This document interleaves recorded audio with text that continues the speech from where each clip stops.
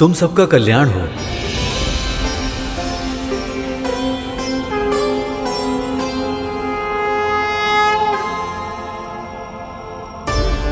गरुड़, चंद्रमा के बाद और सूर्य लोक से पहले और कौन से ग्रह आएंगे? पृथ्वी और सूर्य के बीच दो और ग्रह होते हैं। सबसे पहले आता है शुक्र, जिसका रंग श्वेत और ये उज्जवल स्वभाव का ग्रह है, परंतु ज्वालामुखियों से भरी इसकी सतह का तापमान बहुत अधिक होता है। फिर इसके बाद आता है बुध ग्रह, जो सूर्य के सबसे निकट है। इसका रंग भूरा होता है, जो सूर्य के चारों ओर तीव्र गति से घूमता रहता है। इसकी कक्षा बहुत छोटी होती है। दिन में ऊष्मा और रात में शीत सबसे अधिक होती है। वाह गरुड़, तुम्हें ये सब कैसे पता? मेरी माँ ने सूर्यमंडल और अंतरिक्ष के बारे में बहुत कुछ बताया मुझे। गरुड़, हमें भी ये दोनों ग्रह देखने हैं। हाँ गरुड़। नहीं तक तो भैया, बिना किसी कारण के इन ग्रहों पर जाना और वहां की शांति भंग करना उचित नहीं है। हम दूर से ही इन ग्रहों को प्रणाम करके अपने मार्ग पर आगे बढ़ जाएंगे। और वैसे भी हमारी दोनों माएं हमारी प्रतीक्षा कर रही होंगी।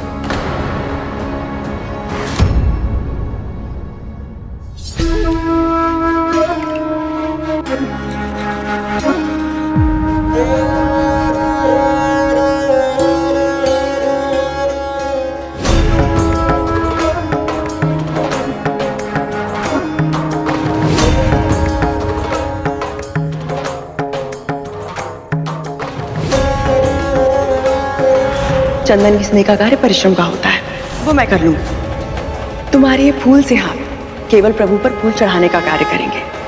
इन प्यारे से हाथों को मैं कभी कोई कष्ट नहीं होने दूंगी।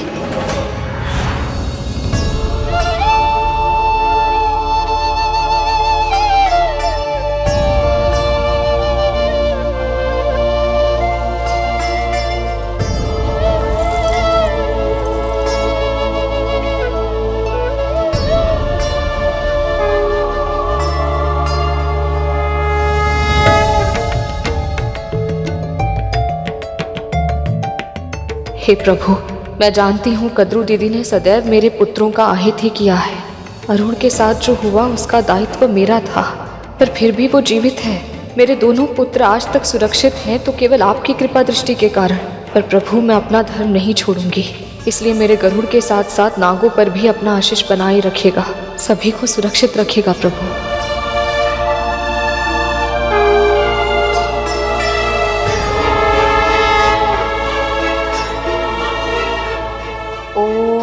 नमो भगवते वासुदेवाय। ओम नमो भगवते वासुदेवाय। ओम नमो भगवते वासुदेवाय। मुझे ऐसा क्यों लग रहा है कि माँ ये पूजा विचलित होकर कर रही है? ओम नमो भगवते वासुदेवाय। ओम नमो भगवते वासुदेवाय। बहुत आनंद आ रहा है।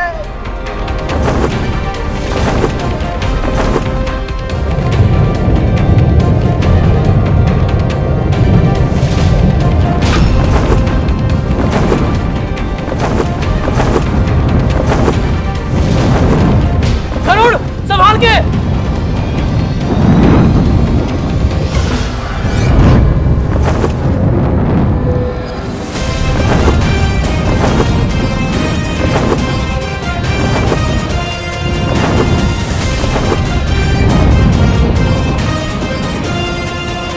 यहाँ तापमान बहुत अधिक है भैया। हाँ हाँ, अब तो सहन भी नहीं हो रहा है। मुझे इनको सुरक्षित यहाँ से निकालना होगा।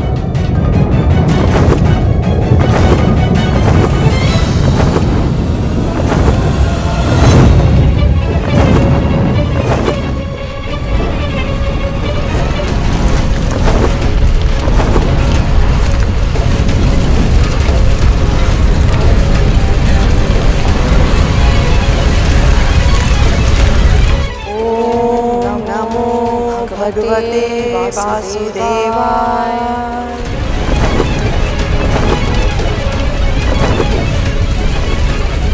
गरुड़, अब हम क्या करें? बचा लो गरुड़।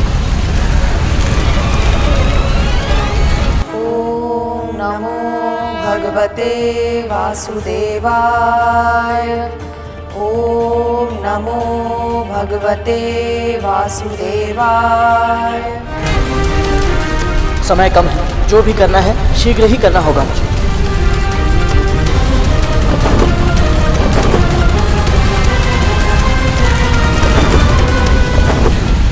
गरुड़ बचाओ हमें, गरुड़ बचा लो। कैसी शक्ति है ये जो मुझे खींच रही है? मैं उड़ क्यों नहीं पा रहा हूँ?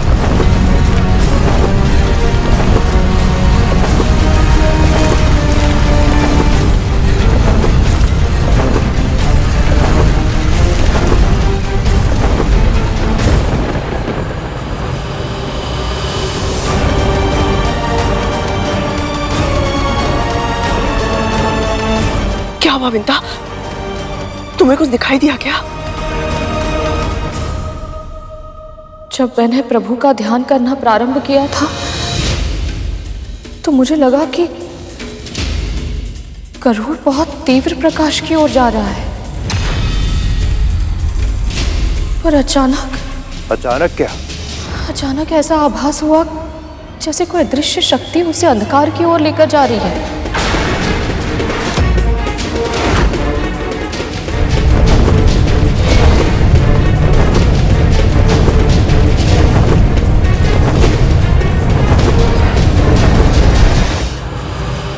ऐसा घनघोर अंधकार जिसमें सूर्य का प्रकाश भी खो जाता है।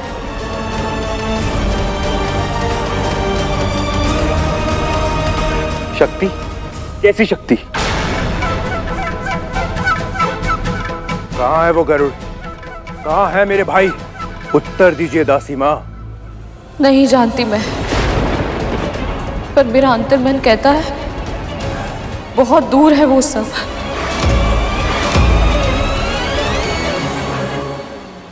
पृथ्वी से भी और सूर्यलोक से भी।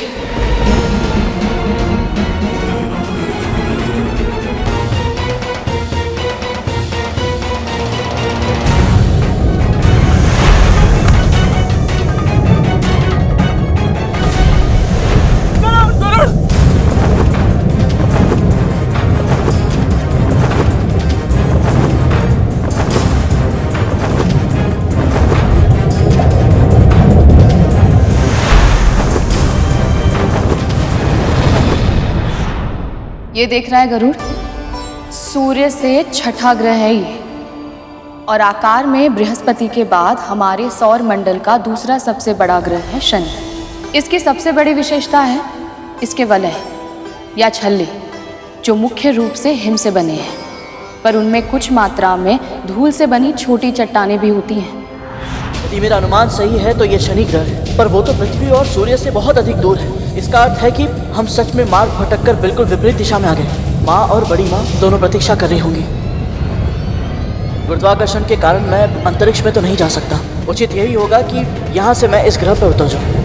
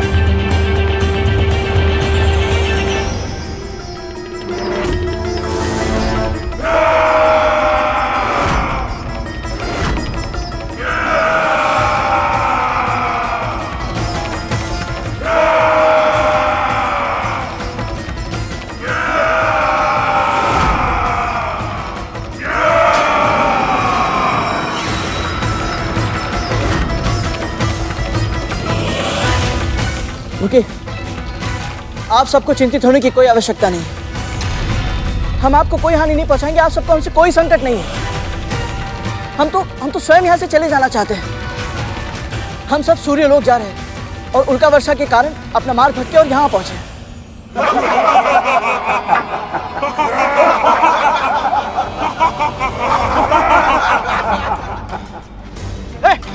हंस क्यों रहे हो तुम? हमें मूर्ख समझा है क्या? कारण बताओ, नहीं तो फिर परिणाम के लिए तैयार हो जाओ। शनि ग्रह है ये, अपनी इच्छा से ना कोई यहाँ आता है और ना कोई जा पाता है। तुम सभी के कर्म तुम्हें यहाँ खींच कर लाए हैं, और जब तक इस ग्रह के स्वामी शनिदेव तुम्हें यहाँ से जाने की अनुमति नहीं देते, तुम सभी बंदी रहोगे।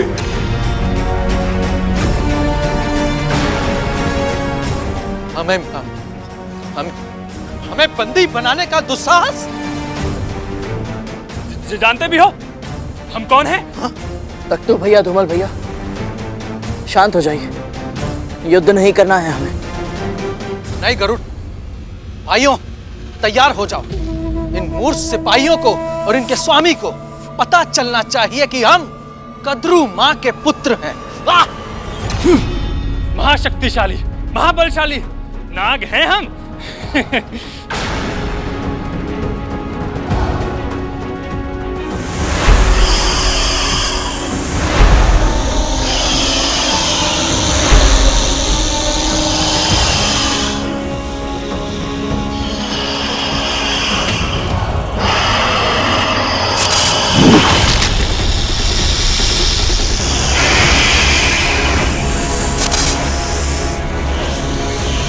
मैं कहता हूँ रुक जाइए।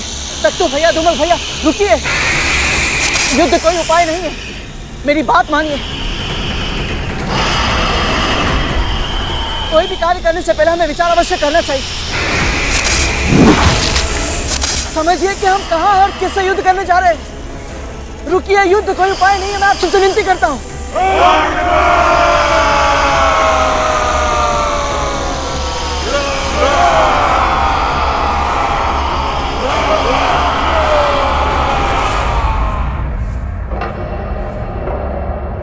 नमो भगवते वासुदेवाय।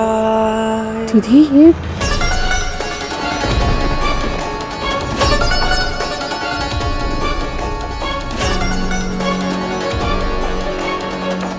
ये चावल के दाने अचानक से काले कैसे हो गए?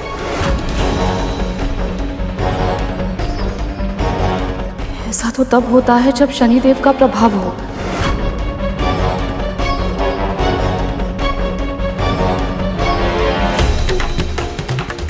दीदी लगता है हमारे पुत्र अपना मार्ग भटककर शनि ग्रह पर पहुंच गए हैं।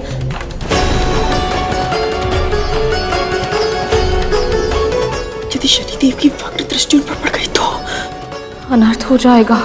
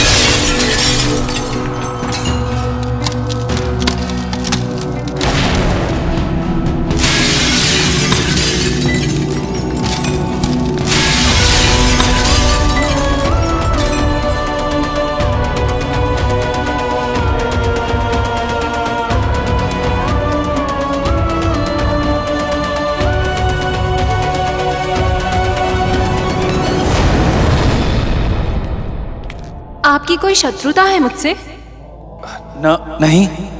नहीं तो आप हर बार ऐसा क्यों करते हैं?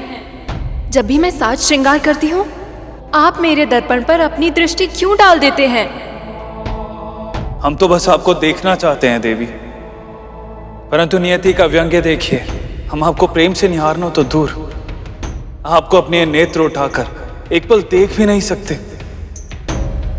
प्रिय, ये कैसा श्राप दे दिया आपने हमें?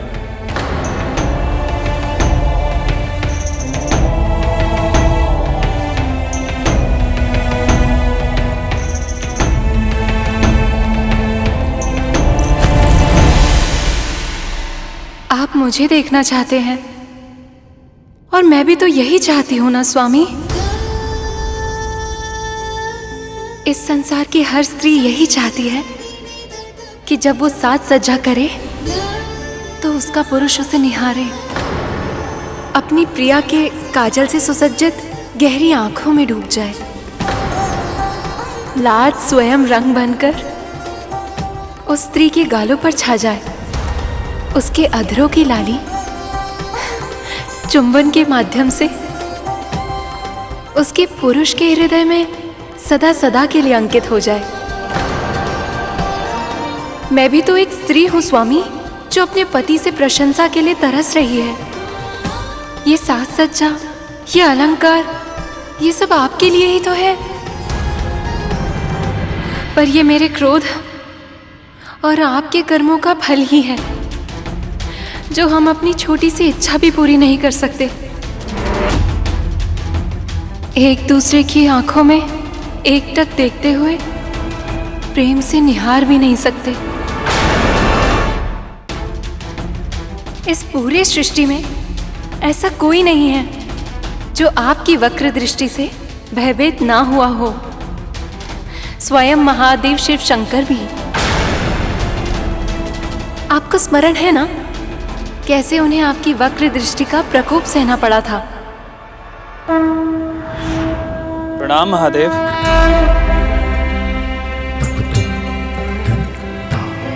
आपकी भक्ति भी विचित्र है शनिदेव। मैं देवों का देव हूं, आप मेरी आराधना करते हैं और आप फिर भी मेरी राशि में आना चाहते हैं। आपसे क्या छिपा है महादेव? आप तो सब भली भांति जानते हैं मुझे किसकी राशि में प्रवेश करना है और किसकी राशि में नहीं। ये मेरे नियंत्रण में नहीं है। हम सब प्रकृति के नियमों से बंधे हुए हैं और उन्हीं नियमों के अनुसार कल मैं आपकी राशि में प्रवेश करूंगा प्रभु, और मेरी वक्र दृष्टि आप पर होगी प्रभु। मैं चाह कर भी होनी को नहीं टाल सकता, इसलिए मैं आपको सतर्क करने आया हूं। आपकी दृष्टि मुझ पर कितने समय तक रहेगी शनिदेव? प्रभु, सुबह की पहली किरण से सवा पहर तक मैं आपकी राशि में रहूंगा। मैं क्षमा चाहता हूं, परंतु तब तक आपको सतर्क रहना होगा। आप चिंतित ना हो, आपकी दृष्टि का मुझ पर कोई प्रभाव नहीं होगा शनिदेव।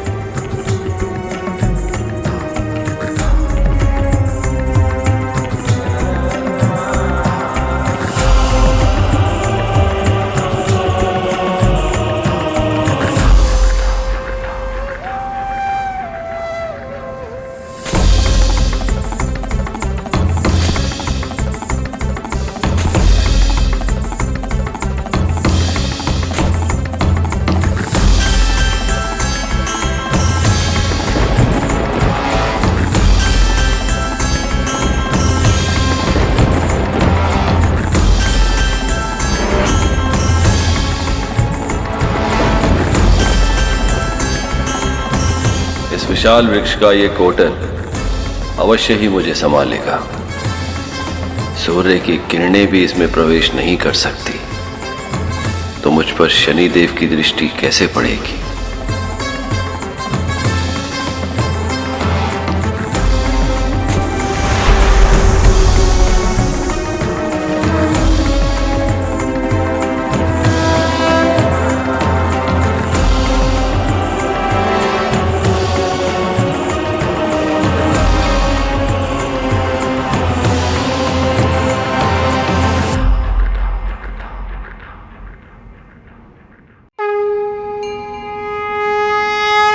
देखा शनिदेव, आपकी वक्र दृष्टि का मुझ पर कोई प्रभाव नहीं हुआ। प्रभु, आपके वरदान के कारण मेरी वक्र दृष्टि के प्रकोप से ना तो कोई देव सुरक्षित रह सकते हैं, ना ही मानव, दानव और ना ही स्वयं आप प्रभु। मेरी वक्र दृष्टि का ही प्रभाव था जो आपको कैलाश धाम छोड़कर इतने समय तक वन वन भटकना पड़ा और अंत में एक वृक्ष की कोटर में शरण लेनी पड़ी। परंतु मुझे सत्य का आभास है प्रभु, और सत्य ये है कि आज आपने मेरी वक्र दृष्टि के प्रभाव को सार्थक कर इस संसार में मेरी मान्यता को और वृद्धि दे दी। इस आशीर्वाद के लिए मैं आपका कोटि कोटि धन्यवाद करता हूं प्रभु। आशीर्वाद भी उसे ही प्राप्त होता है जो उसके योग्य होता है, और इस संसार में आपसे योग्य और कौन है। आज से चिरकाल तक आपको आपके न्याय के लिए जाना जाएगा।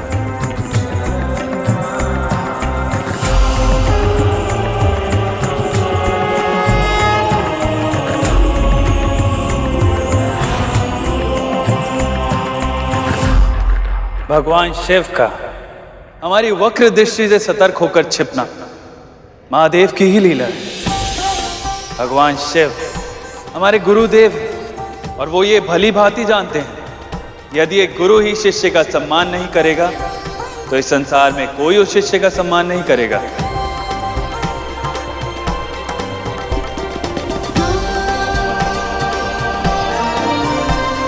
आप अपनी बातों से मुझे बहला रहे हैं स्वामी।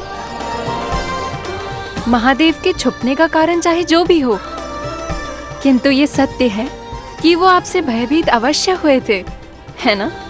ये तो मैं नहीं जानता प्रिय, परंतु इस कथा के माध्यम से आपने हमें स्मरण करा दिया कि चाहे कितना भी कठिन क्यों ना हो, हमें अपनी दृष्टि सदैव नीचे ही रखनी होगी। और हम चाह कर भी आपको इन नेत्रों से कभी नहीं देख पाएंगे। परंतु प्रिय, आपका ये श्राप हमें आपको अपनी मन की आंखों से देखने से नहीं रोक सकता। हम आपको अपनी मन की आंखों से देख सकते हैं, आपका अनुभव कर पा रहा हूं। कितने सुंदर लग रही हैं आप, भोर की ओस की तरह शीतल, फिर भी प्रेम की ऊष्मा से भरपूर, देह को सुख का अनुभव कराने वाली वर्षा की तरह भावनाओं से ओतप्रोत।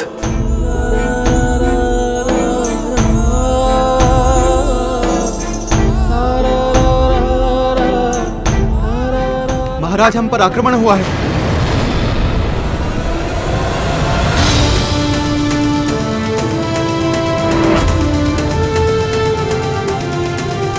मेरी दृष्टि के प्रकोप से महादेव भी सतर्क होकर छिप जाते हैं, तो कौन है ये मूर्ख जिसने बिना आमंत्रण के मेरे गृह में प्रवेश करने का दुस्साहस किया?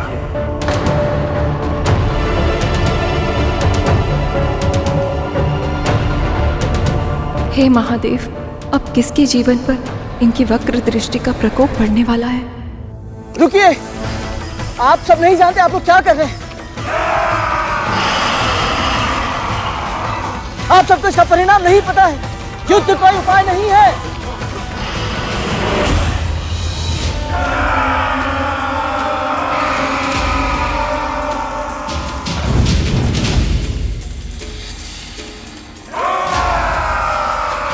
आप दोनों समझ नहीं रहे कि हम ये कितनी बड़ी भूल कर रहे हैं। मैं कह रहा हूं रुक जाइए, अब भी समय है। मैं कहता हूं रुक जाइए।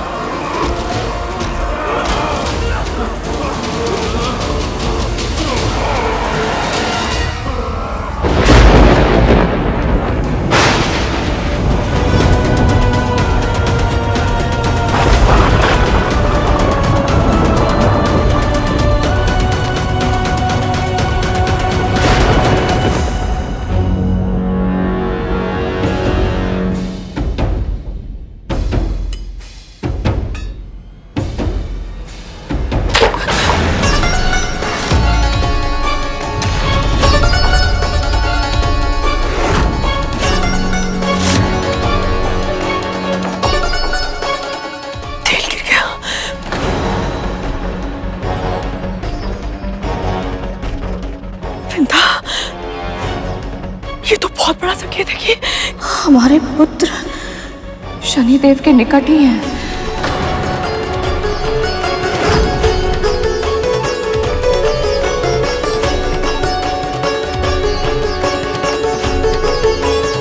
अवश्य है गरुड़, जानबूझ के हमारे भाइयों को अपने साथ लेकर के आ। शनिदेव की वक्र दृष्टि उन पे पड़े। और पहले भी कह चुकी हूँ, मैं एक बार फिर से कहती हूँ, मेरा गरुड़ ऐसा कोई कार्य नहीं करेगा जिससे उसके किसी भी भाई का अहित हो।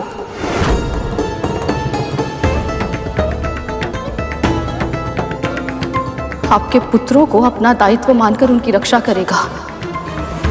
उन पर कोई भी संकट आने से पहले वो स्वयं उस संकट के सामने चट्टान की तरह खड़ा हो जाएगा, पर अपने भाइयों पर आज तक नहीं आने देगा।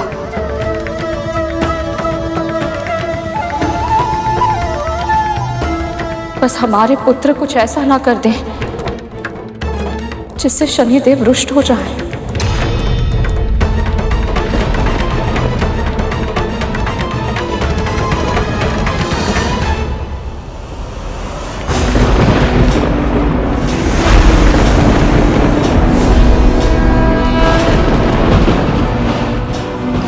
जिसने भी मेरी आज्ञा के बिना यहाँ आने का दुस्साहस किया है, उसे इसका दंड भुगतना पड़ेगा।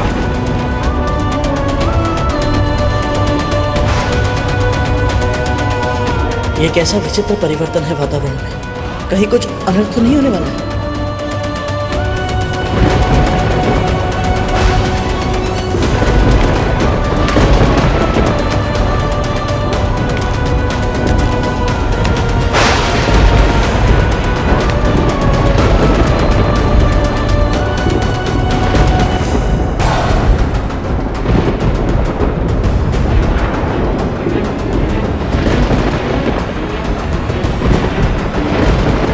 वातावरण बदल रहा है, क्या ये किसी अनिष्ट का सूचक है?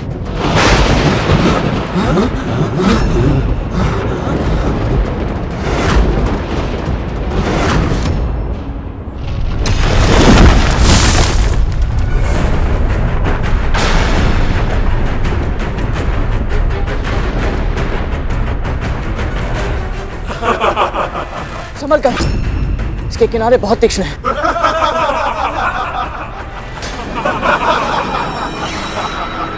कहा था ना मैंने, जब तक शनि महाराज नहीं चाहेंगे तुम सब यहां से जाने के बारे में सोच भी नहीं सकते।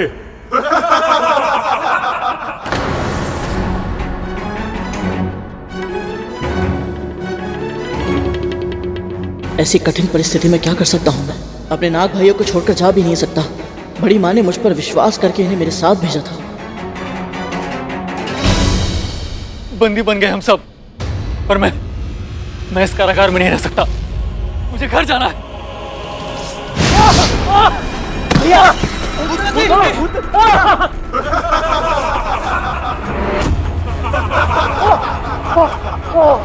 क्या लगा था तुम्हें?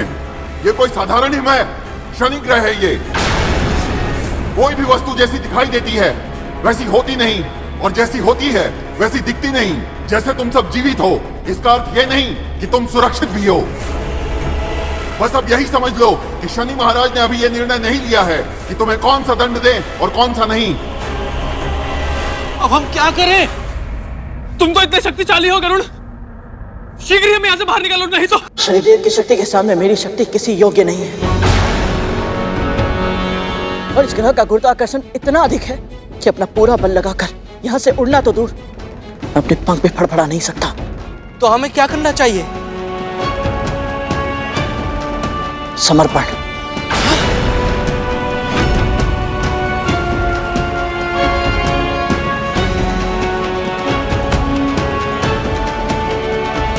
और प्रार्थना भी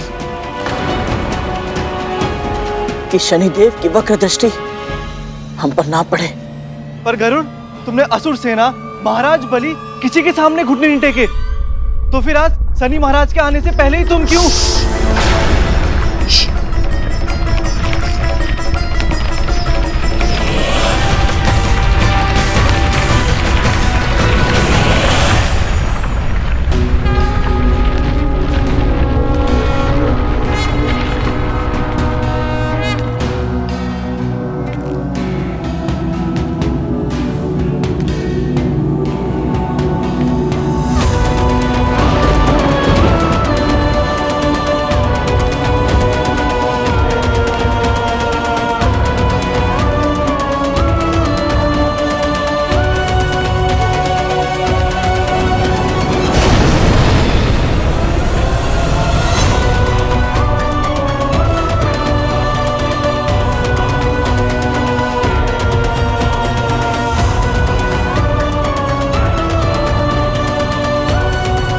समस्त संसार को यमराज से भय लगता है, परंतु वो तो वरदान है।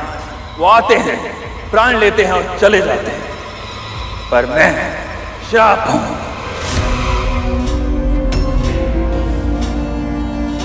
मैं जीवन का अंत नहीं करता, परंतु जीवन को मृत्यु से भी भयानक बना देता हूं। मेरी दृष्टि से कोई नहीं बच सकता, और जिस पर भी मेरी वक्र दृष्टि पड़ जाती है उसका संपूर्ण विनाश होना निश्चित है।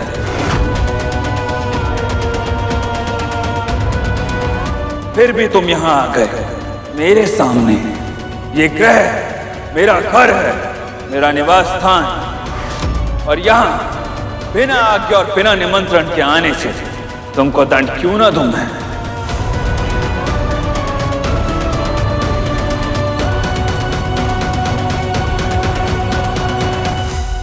तेरा चौथा संस्कार है दृष्टि नीचे रखना। दृष्टि नीचे रखना? विनम्र रहना, तभी तो तू सुपात्र बन पाएगा। स्मरण रखना गुरु, विनम्रता से झुका हुआ शीश ही पूजनीय होता है। माँ, किंतु झुका हुआ शीश तो दुर्बलता की निशानी होती है। और अहंकार पतन का कारण होता है।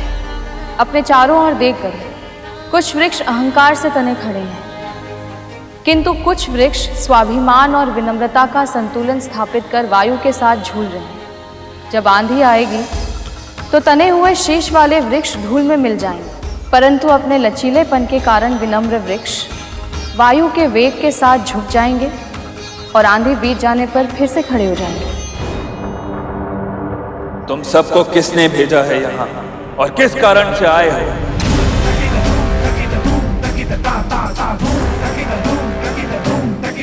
शीघ्र बताओ, अन्यथा मेरा प्रकोप सहने के लिए तैयार हो जाओ। यदि मैंने बता दिया कि मुझे अंतरिक्ष में बड़ी माँ ने भेजा था, तो कहीं शनिदेव क्रोध में उन्हें दंड ना देते। जब तक इनका आवेश शांत नहीं हो जाता, मौन रहना ही उचित होगा।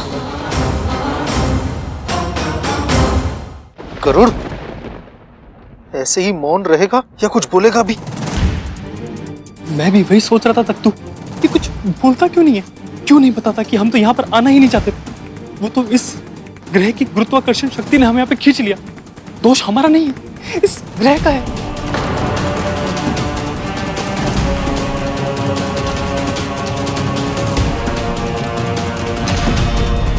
ये सब तो नाग है, उड़ नहीं सकते, तो तुम ही हो जो इन सबको यहां लेकर आए।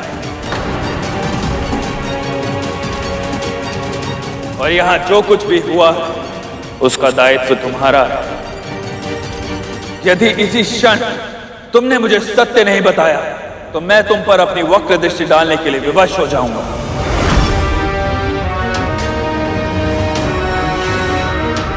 और यदि एक बार मेरी वक्र दृष्टि तुम पर पड़ गई तो तुम्हारे जीवन की सारी प्रसन्नता मेरे नेत्रों के अग्नि में जलकर भस्म हो जाएगी, और फिर कभी तुम अपने किसी भी उद्देश्य को पा नहीं पाओगे और कभी भी किसी भी कार्य में सफल नहीं हो पाओगे।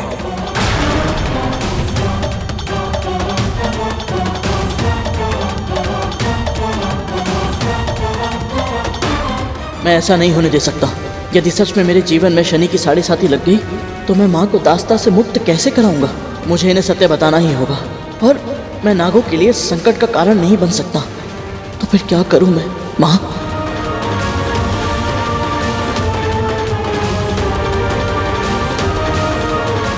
घबराओ मत पुत्र।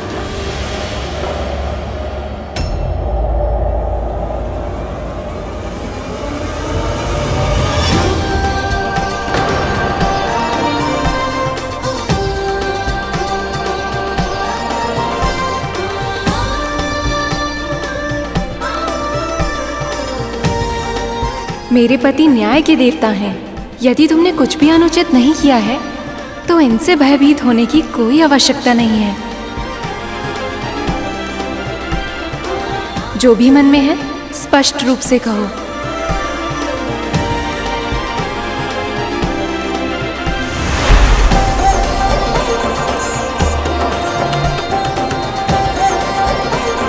सत्य कह रही हैं देवी। यदि तुम मेरे क्रोध की ज्वाला को फिर से प्रज्वलित नहीं करना चाहते तो यही समय है, स्पष्ट बोलो और सत्य बोलो। माँ ने सही कहा था, मौन रहने से कभी कभी बड़ी से बड़ी आंधी आकर भी चली जाती है।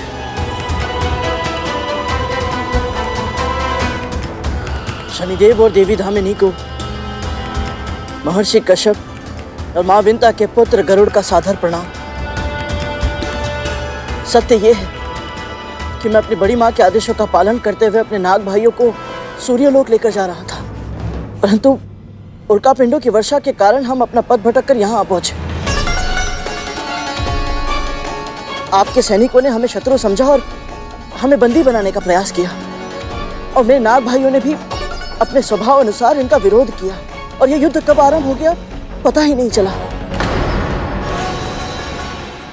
परंतु शनिदेव, मेरे और मेरे भाइयों के मन में इस ग्रह के निवासियों के लिए कोई दुर्भावना नहीं है, बल्कि मुझे तो ऐसा लगता है कि अवश्य ही मैंने कोई शुभ कार्य किए होंगे कि मुझे आपके दर्शन करने का अवसर प्राप्त हुआ। मैं धन्य हुआ देव। मेरे दर्शन करना तो दूर, समस्त संसार मेरी छाया से भी परे रहना चाहता है, और तुमने कहा तुम्हें हमारे दर्शन करके अच्छा लगा। यदि तुम हमसे भेंट करके इतने ही प्रसन्न हो तो अभी तक मौन क्यों थे? मैं मानता हूँ शनिदेव कि आपके विश्राम में बाधा डालने के बाद, आपके हाथ में त्रिशूल देखने के बाद मैं कुछ समय के लिए भयभीत अवश्य हो गया था, परंतु आपके विषय में मेरी माँ ने मुझे जो कुछ बताया है उसका स्मरण करने के बाद आप मेरे लिए भय का कारण नहीं, वंदनीय है। शनिदेव, मेरी ही तरह आपने भी अपने जन्म से पहले अपनी माँ की पीड़ा को न केवल पहचाना बल्कि उसे सहन भी किया।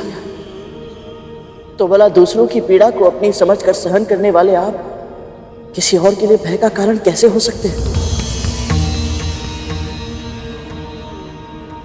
मेरी माँ की तरह आपकी माँ को भी उनके अपनों ने बहुत पीड़ा पहुंचाई है, पर फिर भी ना तो वो धर्म के मार्ग से हटी और ना ही आप। सत्य तो ये है कि बचपन में अनेक कष्ट सहने के बाद जीवन में उन्नति पाने के लिए आपने बहुत कठिन तपस्या की शनिदेव, तब जाकर आपको न्यायाधीश का पद प्राप्त हुआ। इसलिए हर मातृभक्त को आपका अनुकरण करना ही चाहिए। यदि तुम्हें लग रहा है कि हमारी प्रशंसा करके तुम और तुम्हारे सभी नाग भाई हमारे प्रकोप से बच सकते हैं तो ये तुम्हारी भूल है।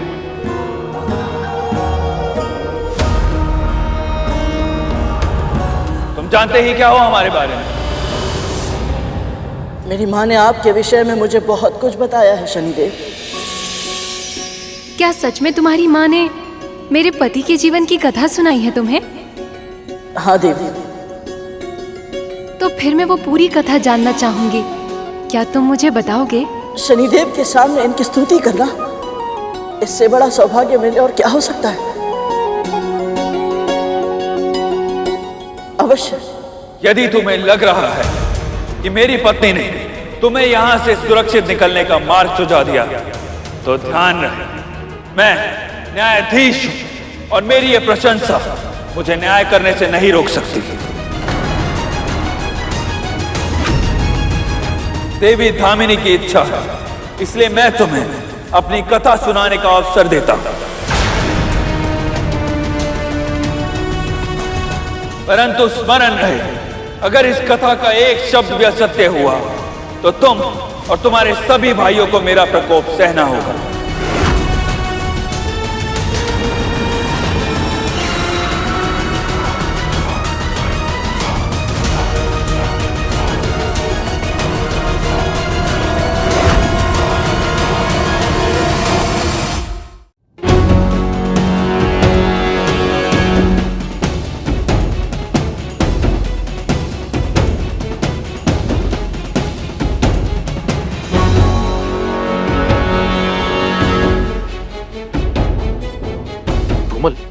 यदि इससे कथा सुनाने में भूल हो गई और शनिदेव की दृष्टि इस पर पड़ गई तो इसकी तो 7.5 ही लग जाएगी। अपना उत्साह नियंत्रण में रख तत्तु। यदि उनकी दृष्टि गरुड़ के स्थान पर हम पर पड़ गई तो? मैं नहीं जानता कि मैं अपने भाइयों को यहाँ से सुरक्षित कैसे ले जा पाऊंगा, पर अभी मुझे उस बारे में सोचना भी नहीं चाहिए, क्योंकि माँ कहती है कोई भी कार्य एकाग्रता के साथ करना चाहिए। इधर उधर की बातों में मन को भटकने नहीं देना चाहिए। हे प्रभु, मेरा साथ दीजिएगा।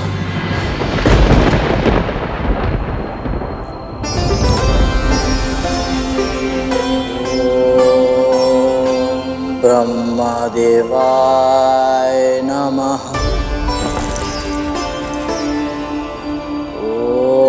ओम लक्ष्मी नारायणाय नमः। ओम उमा महेश्वराभ्याम नमः। आज तुझे जो कथा सुनाऊंगी उसका महत्व अब तक की सभी कथाओं से अधिक है, क्योंकि ये कथा है न्याय को तरसते एक ऐसे बालक के जीवन की जो आगे चलकर न्याय का देवता बना। ये कथा है शनिदेव की।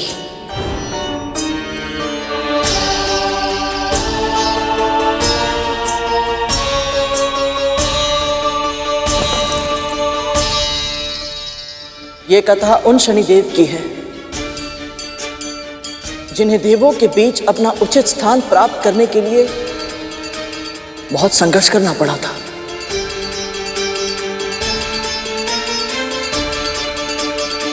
सूर्य ने त्यागा जिस पत्नी को, पुत्र रूप में उसके गर्भ में आए।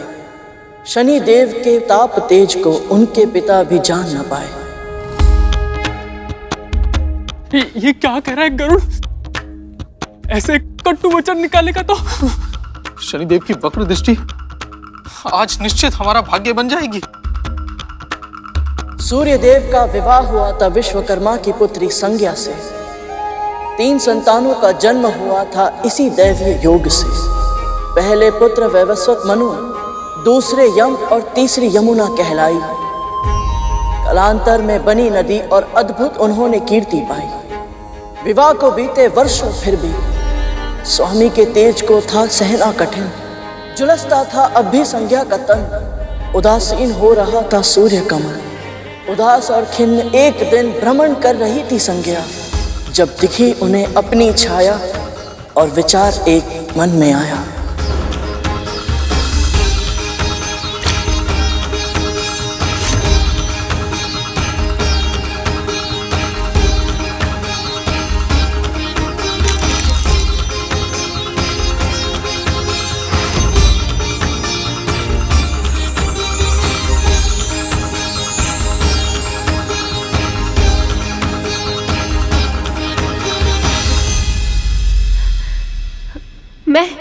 मैं स्त्री बन गई। आपने मेरी रचना की है। आज आपने एक छाया को काया दी है। ये मेरा बहुत बड़ा सौभाग्य है। मैं कृतज्ञ हो गई देवी संज्ञा। ये कृतज्ञता तुम्हें अपने कर्मों में दिखानी होगी। जिस जीवन को तुम अपना सौभाग्य मान रही हो वो मेरा उपकार है और तुम्हें उसका ऋण चुकाना होगा। तुम मेरी छाया हो, मेरे हर आदेश का पालन करना होगा तुम्हें। मुझे स्वीकार है देवी। मेरे लिए अपने स्वामी सूर्यदेव का तेज सहन करना बहुत कठिन है, इसलिए तुम्हें मेरे स्थान पर उनकी पत्नी संज्ञा के रूप में उनकी सेवा करनी होगी। स्मरण रहे, उन्हें हमारा ये भेद पता नहीं चलना चाहिए। मैं तप के लिए जा रही हूँ। जब तक लौट कर नहीं आती, मेरे स्वामी और मेरे संतानों की सेवा करना ही तुम्हारा धर्म है।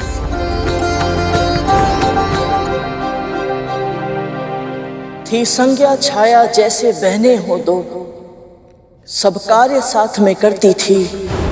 हर क्षण साथ में रहती, जीवन जीती और साथ में हंसती थी। छाया थी निर्दोष और सौम्य। उन्हें संज्ञा की योजना का आभास न था। स्नेह संबंध नहीं, बस स्वार्थ का नाता है, ऐसा उनको विश्वास न था। पति सेवा की, संतानों का ध्यान रखा, मौन रही, और सब कुछ सहा। साथ है जो वो पत्नी नहीं और कोई है। सूर्य को ये आभास न था, वो उनका तेज भी सहती, ध्यान भी रखती, घर का सारा कार्य भी था। अपनी कर्तव्य निष्ठा से छाया ने स्वामी का मन मोह लिया था। दोनों को साथ ला रहा था, ये नियति का अवश्य कोई संकेत था। अग्नि और वायु साथ साथ थे, संबंध तो फिर होना ही था। पंख लगा के उड़ जाता सुख में समय, सृष्टि का यही नियम है। दुर्दिन छाया के आरंभ हुए तब, जब पता चला वो गर्भवती है। जो ही संध्या को मिली सूचना कि सूर्य और छाया ने प्रेम का समागम किया, बस बहुत हुआ, अब जाओ मेरे जीवन से। उन्होंने ईर्ष्या में छाया को आदेश दिया, पर छाया तो प्रेम में रमी हुई थी। उन्होंने वचन दिया, मैं तुम्हारे पति से दूर रहूंगी, इस भावी माँ को एक कोने में रहने दो। संध्या को ये भी स्वीकार न था, आवेश में थी, छाया से झगड़कर वन चली गई। छाया ने संध्या को ढूंढने के लिए वन को प्रस्थान किया, पर उनकी कहा सुनी में हो गया था सूर्य को संदेह। उन्होंने छाया का पीछा किया।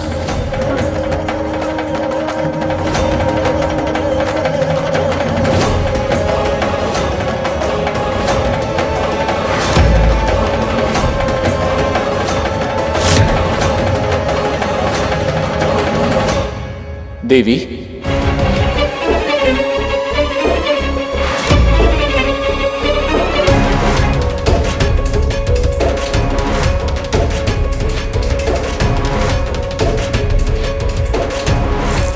संज्ञा, प्रणाम स्वामी। तुम यहाँ? तो फिर ये कौन है?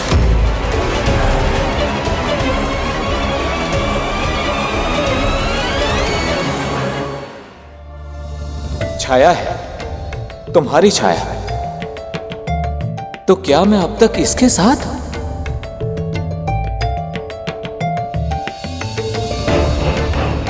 परंतु तुम इस निर्जन स्थान पर क्या कर रही हो प्रिय? आओ मेरे साथ सूर्यलोक लौट चलो। मैं केवल तुमसे प्रेम करता हूं प्रिय, तुम्हारी छाया का मेरे लिए कोई महत्व नहीं है।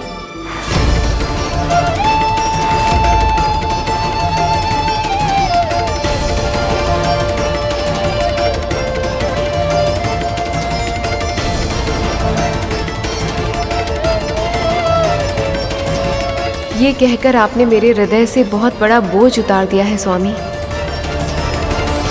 मैं आपका तेज सहन नहीं कर पा रही थी, इसीलिए मुझे छाया की सहायता लेनी पड़ी। लेकिन अब मैं आपसे और अधिक दूर नहीं रह सकती। आप शीघ्र ही मेरे पिताजी के पास जाइए, वो अवश्य ही इसका कोई उपाय निकालेंगे, जिससे आपका ये भीषण तेज मेरे लिए समस्या ना बन सके और मैं फिर से आपकी प्रिय बनकर अपने सूर्यलोक लौट सकूं। मैं शीघ्र ही समाधान के साथ वापस आऊंगा। देव, मेरे साथ ऐसा अनर्थ मत कीजिए देव। मैंने आपको अपना प्रियतम माना है, पति समझकर ही आपकी सेवा की है, आपको अपना सब कुछ सौंप दिया है देव। मुझे अपने चरणों में स्थान दीजिए देव।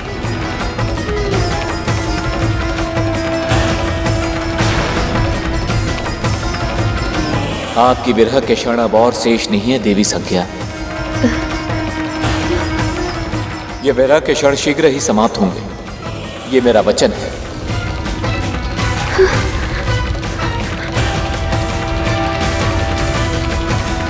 स्वामी,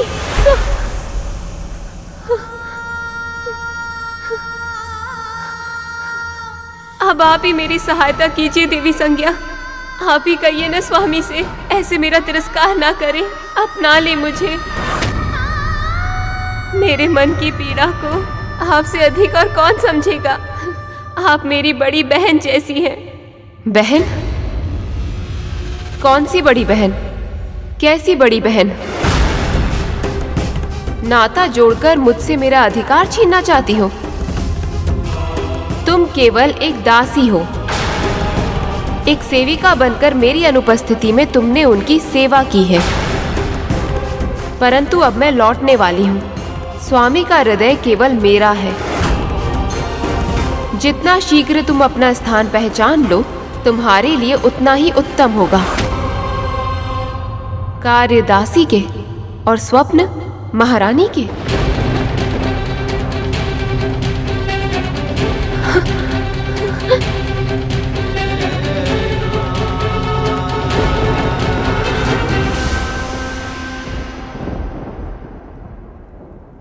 संसार में सबसे गंभीर घाव हमें वही देते हैं जिनके बारे में हम कल्पना भी नहीं करते कि वो हमें कभी कष्ट भी पहुंचा सकते हैं। छाया संज्ञा की साथी थी, दिन रात साथ ही रहती थी। पर तू अपनी है, तुझे कभी ना छोड़ूंगी, जो कहती थी। उन्हीं संज्ञा ने स्वार्थ को साधा, छाया का उपयोग किया। पर जब छाया को आवश्यकता थी प्रेम की और प्रियजनों की, मृत्यु वचनों की सुख सुविधा की, अपने स्वास्थ्य की देखभाल की, ऐसी गर्भावस्था में संज्ञा ने उन्हें स्वयं से और सूर्यदेव से भी दूर किया। वो अनब्याही थी और अवांछित भी, सब उन्हीं को ताने देते थे। दुख उनका पहचाने कौन, बस कटु वचनों की वर्षा करते थे। छाया अपमान का विष पी जाती, सब सहकर भी इस आशा में मौन रह जाती। जब सूर्य पुत्र के बारे में जानेंगे तब सम्मान मिलेगा, तब स्वामी पहचानेंगे।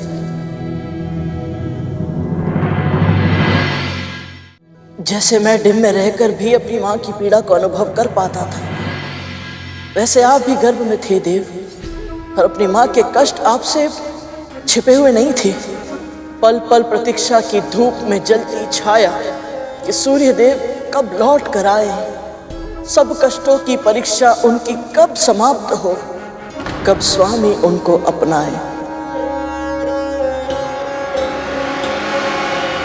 विश्वकर्मा ने सूर्य का एक अंश काट कर अलग किया, तब संज्ञा सहन कर पाई। आपका ताप कुछ कम हुआ, अब हम साथ रहे, कहकर वो घर लौट आई।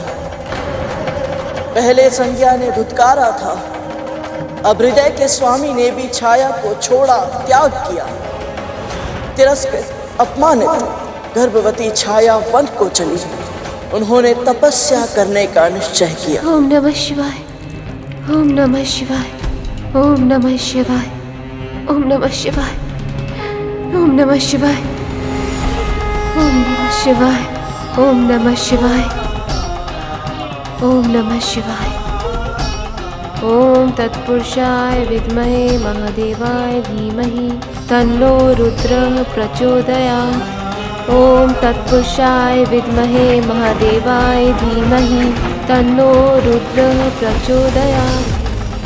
ओम तत्पुरुषाय विद्महे महादेवाय धीमहि तन्नो रुद्रः प्रचोदयात्।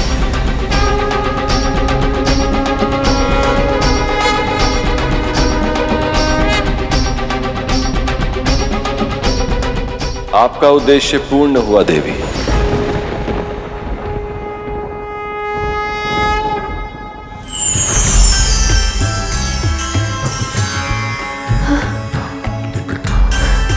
आपकी तपस्या सफल हुई। प्रभु, प्रभु आप मेरे सामने।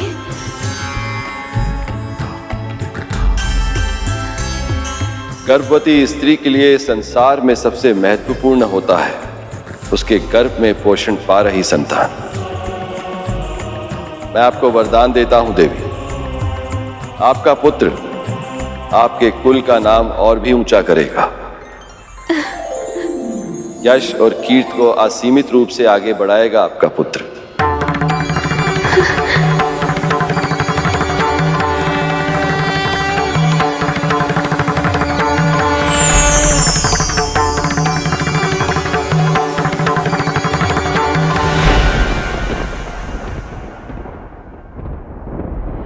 स्त्री के जीवन में चाहे कितने भी कष्ट क्यों ना हो, उनके प्रथम संतान के जन्म लेने के बाद वो सारे कष्ट, सारी विपदाएं, पीड़ाएं, ताने, अपमान, सभी दुख समाप्त हो जाते हैं।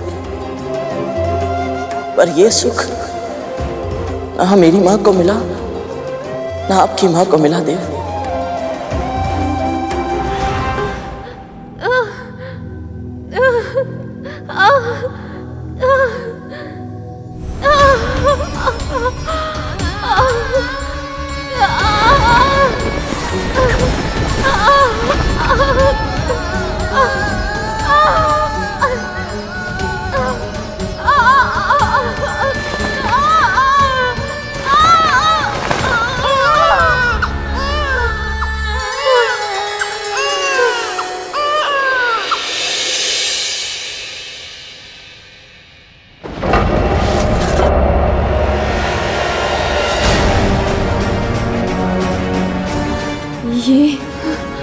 ये कैसे हो गया?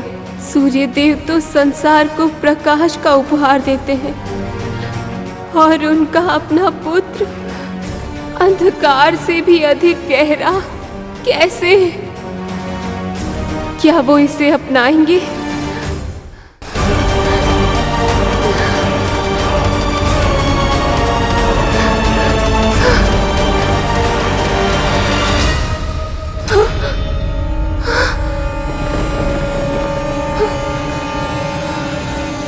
माँ,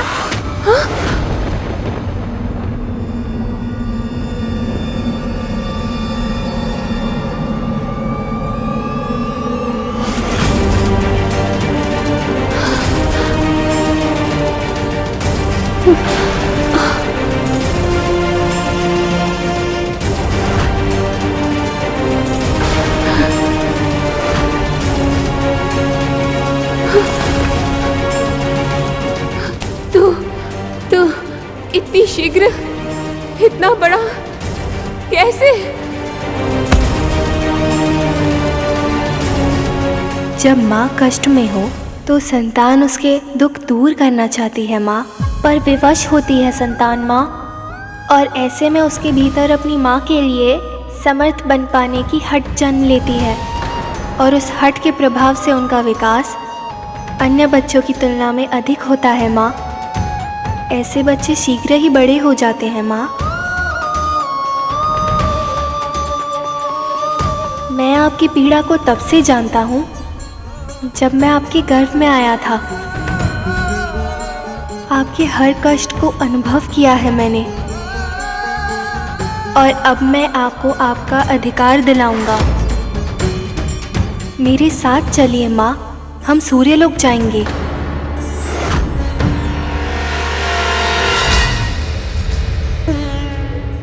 हर पुत्र यही चाहता है कि वो अपनी माँ के आंसुओं को पोंछ पाए, उनकी हर पीड़ा, हर कष्ट को समाप्त कर पाए, उन्हें वो सम्मान दिला पाए जिसके वो योग्य है। माँ के चरणों में पुत्रों का स्वर्ग होता है, और ये बात आपसे अधिक और कौन समझ सकता है देव। सत्य का प्रकाश अपने भीतर भरकर आप अपने पिता से मिलने गए, पर वहां जो हुआ वो आपकी कल्पना से परे था।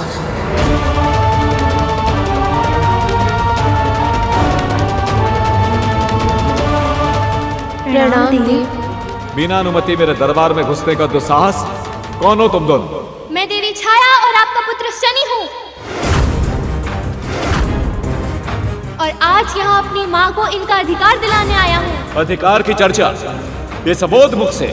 भूल तुम्हारी नहीं, तुम्हारी माता की। जब तुम्हें अपना उचित स्थान स्मरण नहीं रहा तो अपने बालक को क्या सिखाओगे? तुम्हारी रचना एक विशेष उद्देश्य के लिए की गई थी। यदि वो उद्देश्य ही समाप्त हो गया तो तुम्हारा अस्तित्व भी समाप्त हो जाना चाहिए था। कैसे छाया, कैसे एक पर पुरुष के साथ संबंध बना पाई तुम? कैसे उस पुरुष की सैया सुसज्जित कर पाई जिस पर तुम्हारा कोई अधिकार ही नहीं?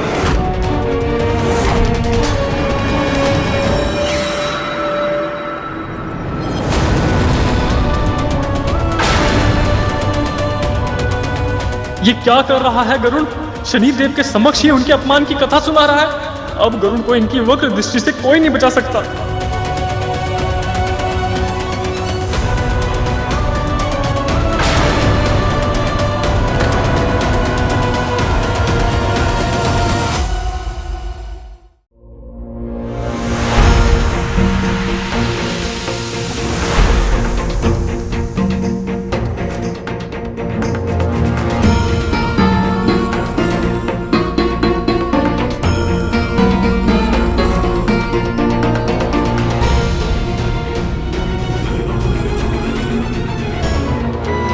प्रणाम देव।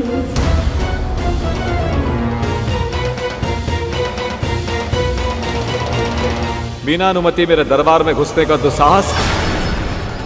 सूर्यदेव, जो अधिकार आपकी उष्मा का समुद्र के जल पर होता है, जो अधिकार बादलों से बरसते हुए जल का पृथ्वी की मिट्टी पर होता है, वही अधिकार एक प्रेयसी का उसकी प्रेमी पर भी होता है। मैं देवी छाया और आपका पुत्र शनि हूँ, और आज यहाँ अपनी माँ को इनका अधिकार दिलाने आया हूँ।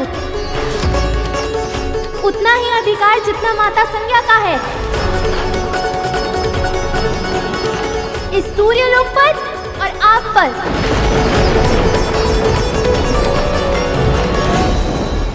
अधिकार की चर्चा, ये सबोध मुख से तुझे अधिकार किसने दिया बालक कि मुझ तक और मेरे लोक तक आने का दुस्साहस करे? भूल तुम्हारी नहीं, तुम्हारी माता की है। जब तुम्हें अपना उचित स्थान स्मरण नहीं रहा तो अपने बालक को क्या सिखाओगी? संज्ञा की छाया थी तुम, बस और कुछ नहीं। ना तुम्हारा कोई अस्तित्व था, ना कोई आकार। योग, संयोग, कष्ट, सुख, वेदना, दुख, अपमान, सम्मान, कोई भावना नहीं थी तुम में। चेतना से शून्य थी तुम, बिल्कुल जड़। संज्ञा ने तुम्हें अपनी दासी, अपनी सेविका के रूप में जन्म दिया। ये साकार रूप दिया केवल इसलिए कि ये मेरा विकराल ताप सहन नहीं कर पा रही थी, इसलिए नहीं कि तुम इनके ही अधिकार का हरण कर लो। मुझे प्रेम करने का अधिकार तुम्हें नहीं था छाया। सत्य तो यह है कि जब संज्ञा मेरे पास लौट आई थी तो तुम्हें फिर से इनमें समा जाना चाहिए था।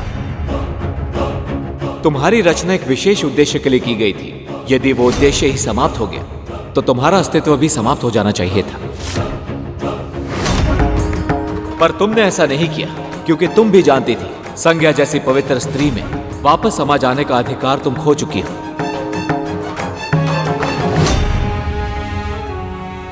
एक स्त्री की सबसे अमूल्य धरोहर, उसका चरित्र ही खो दिया है तुमने। एक स्त्री की सबसे अमूल्य धरोहर, उसका चरित्र ही खो दिया है तुमने। कैसे छाया, कैसे एक पर पुरुष के साथ संबंध बना पाई तुम? कैसे उस पुरुष की सैया सुसज्जित कर पाई जिस पर तुम्हारा कोई अधिकार ही नहीं? इस संपूर्ण सृष्टि में स्त्री के लिए जो सबसे बड़ा पाप है, वो पाप किया है तुमने।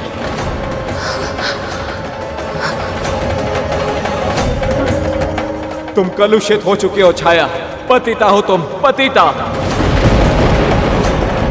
तुम कलुषित हो चुके हो छाया, पतिता हो तुम, पतिता।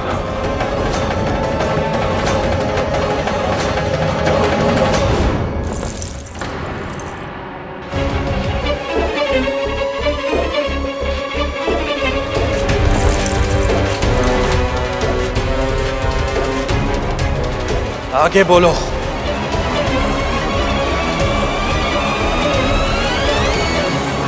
अपनी आंखों के सामने अपनी माँ का अपमान होते देखना, उन्हें उपहास का पात्र बनते देखना एक पुत्र के हृदय को छल्ली कर देता है। उस समय जो अग्नि उस पुत्र के हृदय में धधकती है, उसका ताप सूर्य के तेज से भी अधिक होता है। यह उस दिन आपने प्रमाणित किया था शनिदेव। बस कीजिए सूर्यदेव।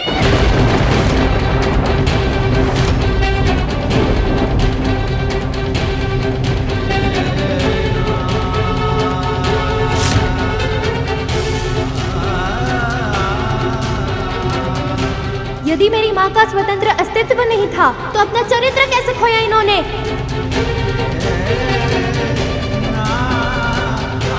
आप प्रकाश के देव हैं, फिर भी एक स्त्री के आंतरिक प्रकाश को पहचान नहीं पाए। अब मैं बताता हूँ सत्य।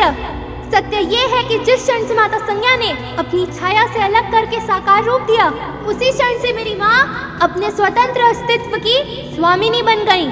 तन, मन और आत्मा सब स्वतंत्र था इनका।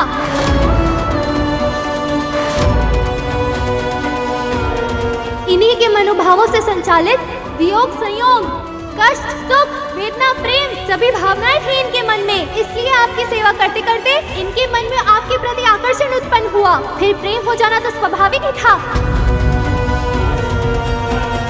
और आपने भी तो इनके प्रेम का उत्तर प्रेम करके ही दिया था।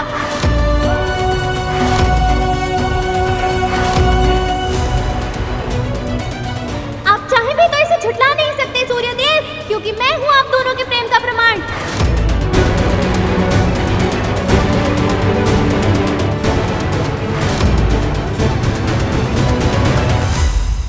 प्रेम नहीं किया है तुम्हारी माँ ने, छल किया है।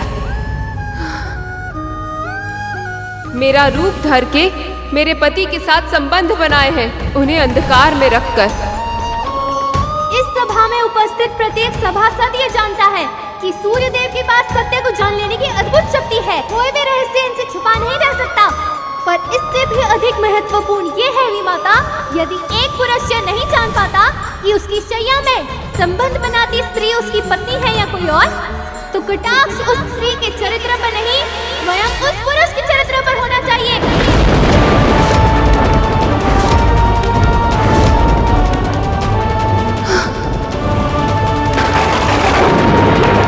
तो कटाक्ष उस स्त्री के चरित्र पर नहीं, स्वयं उस पुरुष के चरित्र पर होना चाहिए।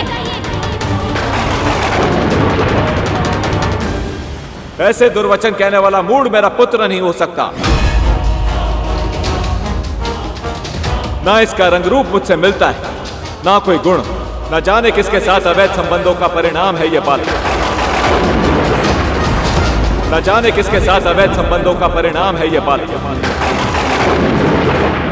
पर इतना स्पष्ट है कि ये बुद्धिहीन और तेजहीन है। मेरा पुत्र नहीं है ये, मेरा पुत्र नहीं है ये, मेरा पुत्र नहीं है ये।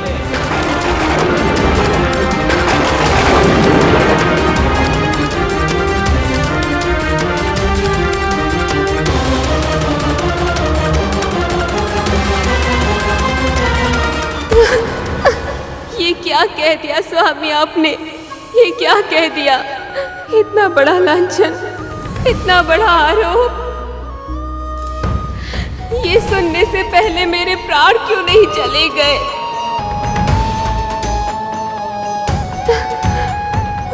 माँ, माँ, नहीं माँ, आप मत रोइए।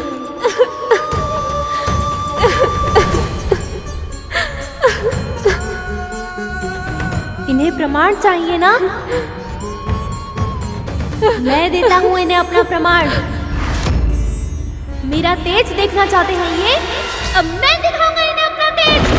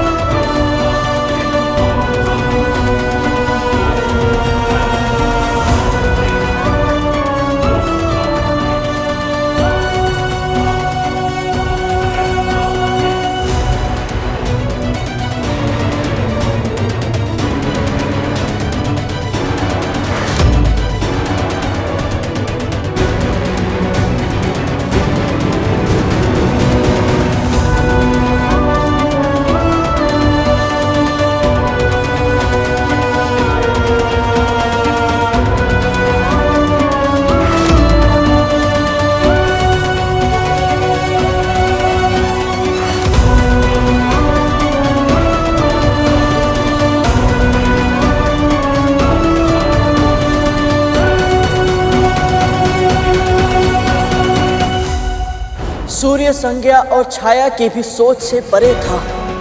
ये बालक ऐसी शक्ति साधेगा कि सूर्य संज्ञा शून्य हो जाएंगे, हर सभासद भौचक रह जाएगा।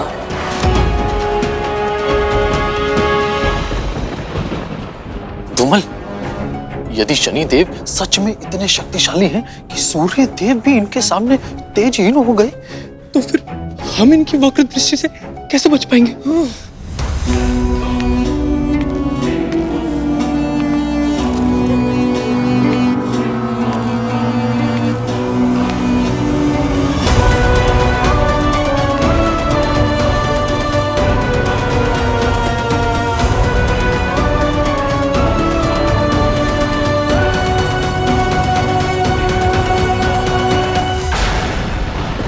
क्या हुआ गरुड़?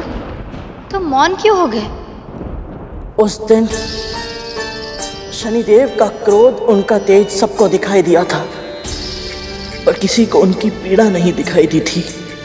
उनके हृदय में उठता भवंडर किसी को नहीं दिखा था। संसार में ऐसा कोई पुत्र नहीं है जो अपने पिता का अनादर करना चाहता हो, पर अपने मां के सम्मान के लिए शनिदेव को अपने पिता के विरुद्ध सर उठाना पड़ा।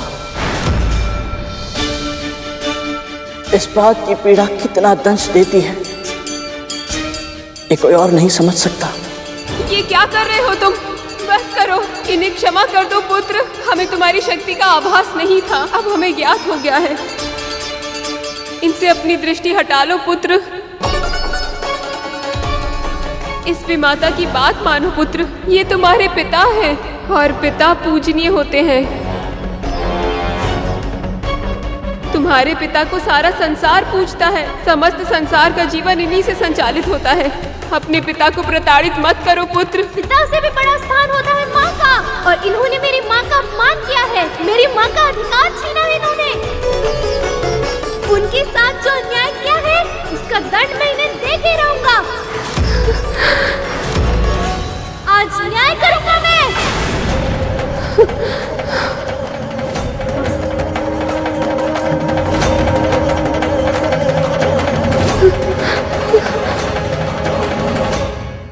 बस कर शनि।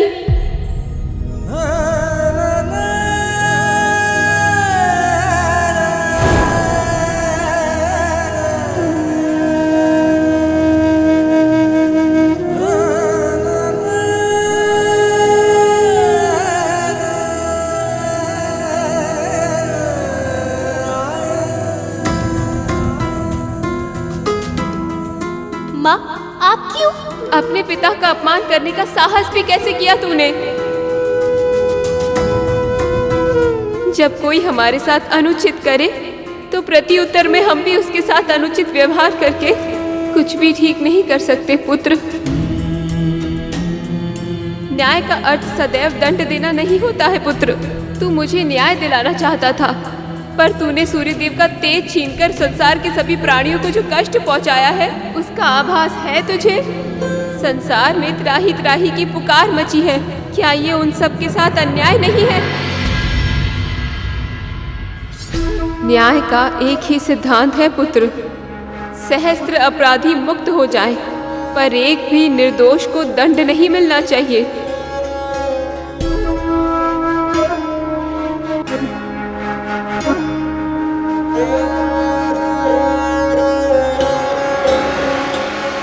मुझसे बहुत बड़ी भूल हो गई माँ, मुझे क्षमा मुझसे नहीं, अपने पिता से मांग।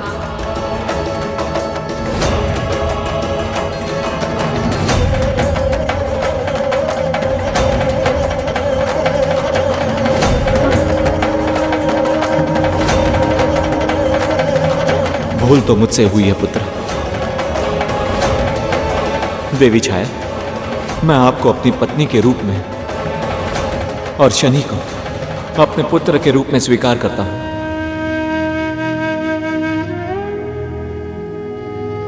मैं आपको वो सारे अधिकार प्रदान करता हूं जो देवी संज्ञा को प्राप्त हैं। छाया, मेरी बहन, मेरे अपमान भरे व्यवहार को भुलाना तुम्हारे लिए असंभव है, लेकिन फिर भी हो सके तो मुझे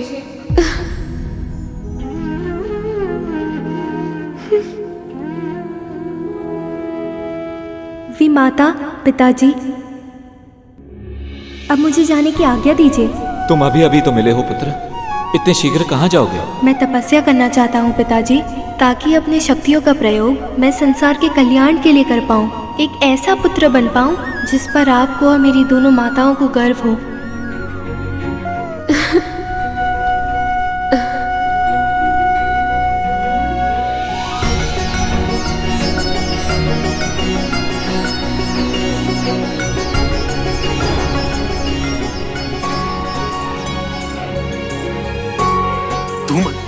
हमारी माँ ने शनिदेव के बारे में हमें ये सब क्यों नहीं बताया? वो तो सदैव हमें इनसे सावधान रहने के लिए कहती रही। माँ सही ही कहती थी, सावधान तो अभी भी रहना होगा इनसे। नहीं तो कहीं हम भी भूत नंदी की तरह आहत हो गए तो।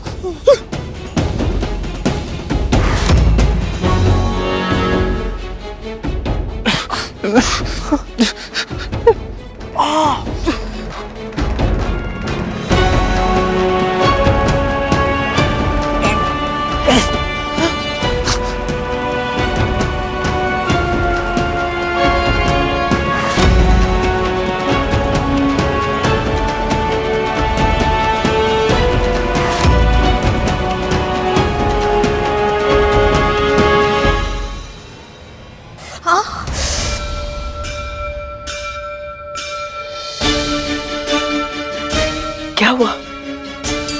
मेरी अस्थि में अचानक बहुत तीव्र पीड़ा हुई। अस्थि में पीड़ा तो शनि के प्रकोप के कारण होती है।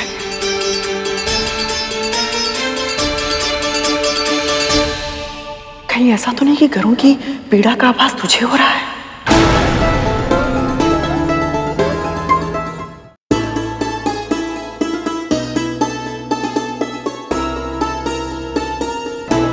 पता नहीं दीदी,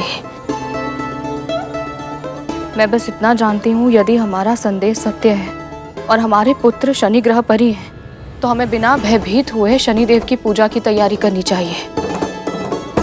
यदि इसका आभास इतना दृढ़ है तो अवश्य ही मेरे पुत्र गरुड़ के साथ शनिदेव के समक्ष होंगे।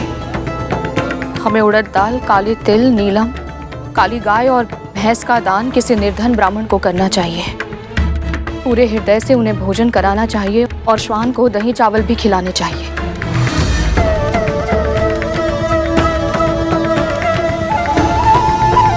तू इतनी शांत कैसे है? तुझे तेरे पुत्र के लिए भय नहीं लग रहा है?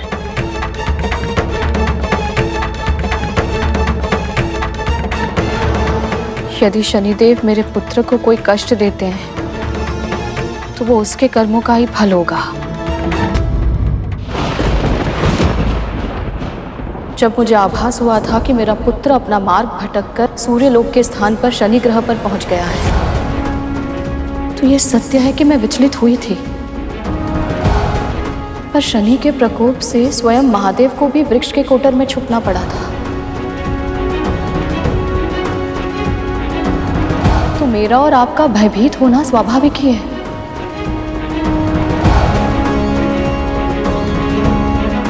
पर जो हो रहा है वो हमारे नियंत्रण में नहीं है।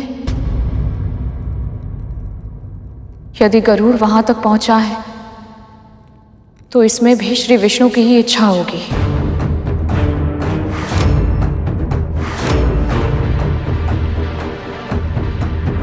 और मेरे हरि की हर इच्छा में अच्छाई छुपी होती है।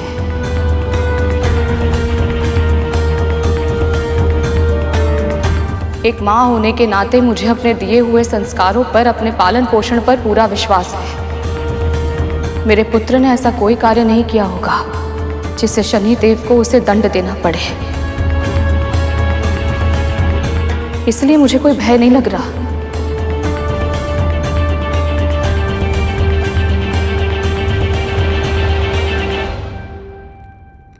मुझे सूर्य पुष्प चाहिए और उसके लिए तुझे सूर्यलोक जाना होगा।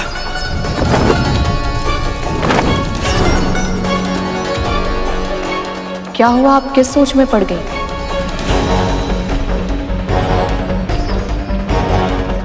तुझे तो बहुत सारी तैयारियां करनी थी ना। स्मरण रहे, कोई भी भूल नहीं होनी चाहिए। यदि तेरे या तेरे पुत्र के कारण मेरे पुत्रों का हित हुआ तो परिणाम अच्छा नहीं होगा।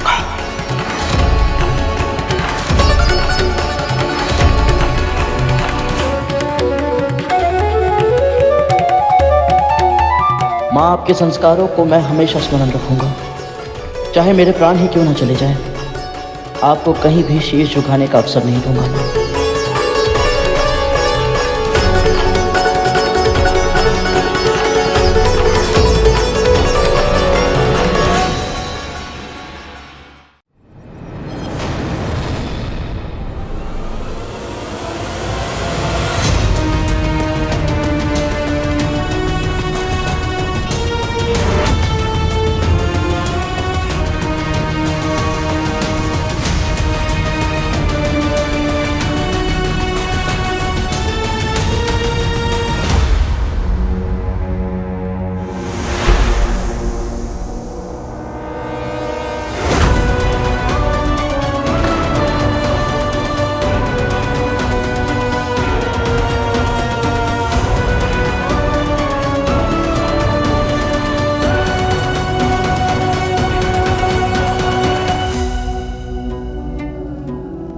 अपने माता पिता और विमाता से आशीर्वाद लेकर आपने इतनी कम आयु में भीषण तप किया।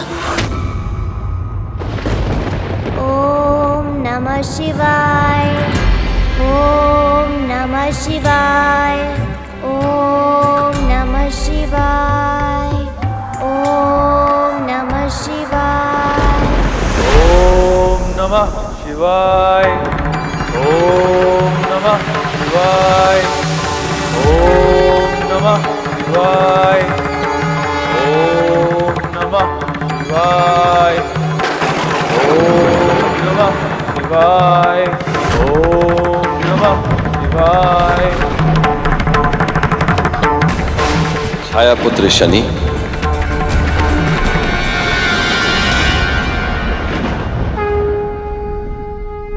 आपकी तपस्या सफल हुई। महादेव,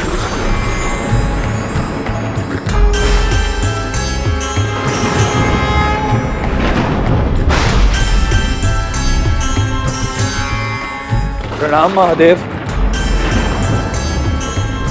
मैं आपकी भक्ति से अत्यधिक प्रसन्न हूं। आप निर्दोष हैं, स्वभाव से निष्पक्ष हैं। इसीलिए पृथ्वी पे जन्म लेने वाले सभी व्यक्तियों को उनके कर्म अनुसार फल देने का कार्यभार मैं आपको सौंपता हूं। आज से आप न्यायाधीश और दंडाधिकारी जैसे नामों से भी जाने जाएंगे।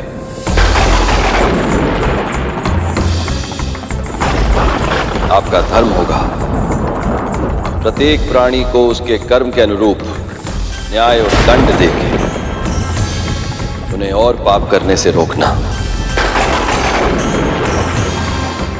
ताकि वो अपने जीवन को मोक्ष की ओर अग्रसर कर सके।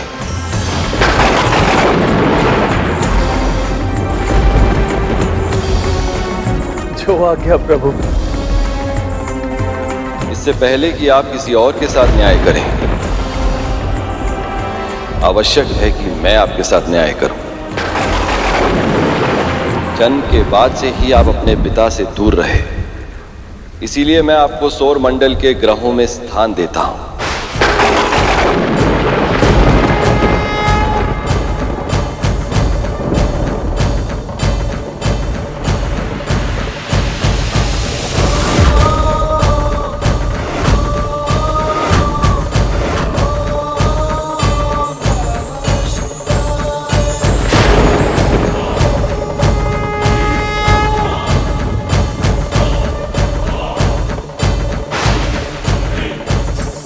आज से आपके शस्त्र होंगे त्रिशूल, गदा और तीर।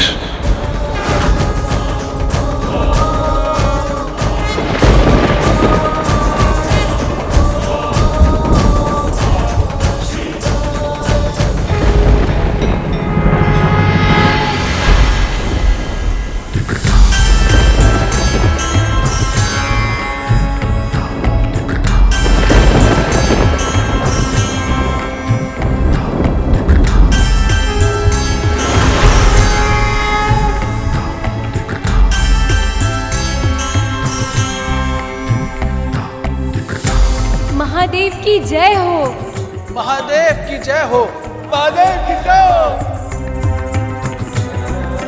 महादेव की जय हो।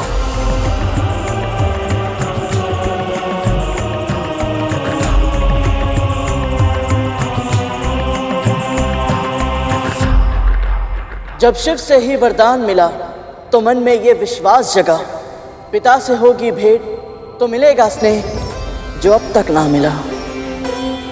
और एक बार फिर आपके हाथ आई तो केवल और केवल फिर निराशा। पिता में स्नेह का भाव था, न मिटा आपके भीतर का कुहासा। सूर्य का तेज समाप्त किया था आपने प्रथम भेंट में ही, जिस कारण उनके हृदय में अविश्वास था, संदेह था। फिर मिलते ही आप तप करने उनसे दूर भी तो चले गए थे, तो कैसे जानते वो आपको कि आपके मन में कौन से भाव बसे थे। सौर मंडल के शेष ग्रह भी आपकी तपस्या के बाद मिले वरदान से आशंकित थे। आपकी शक्ति की कथाएं सुन चुके थे, भयभीत वो आपसे दूर रहना चाहते थे। मन, व्यक्तित्व, विचार, व्यवहार से आप क्या है ना वो समझते थे और ना वो समझना चाहते थे। इसीलिए आप जब सूर्यदेव के दरबार में पहुंचे तो देखा कि नियति ने फिर आपको छला है। अब विलंब हो चुका है। मंगल, बुध, बृहस्पति, शुक्र, सौर मंडल का हर एक ग्रह पहले ही सूर्य के निकट अपना स्थान ग्रहण कर चुका है।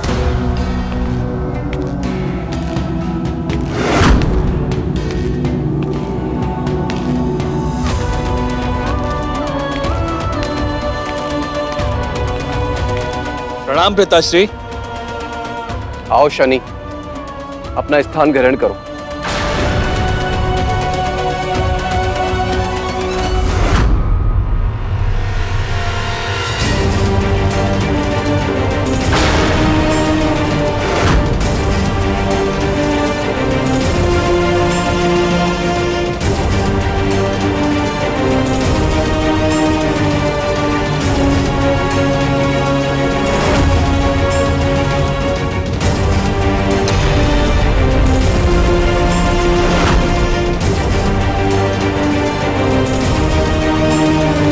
इस सोच में पड़ गए शनि।